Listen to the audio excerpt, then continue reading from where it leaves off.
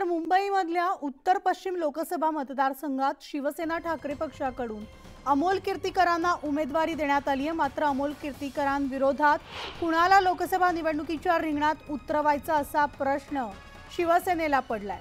त्यामुळे नुकतीच काँग्रेसमधून हकालपट्टी झालेल्या संजय निरुपम यांची या ठिकाणी चाचपणी सुरू आहे।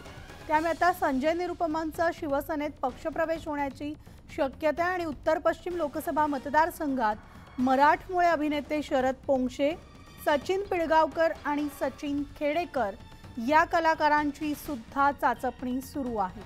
त्यामुळे उमेदवाराची माळ ही नेमकी कुणाच्या गळ्यात पडणार याकडे आता सगळ्यांचंच लक्ष लागलंय।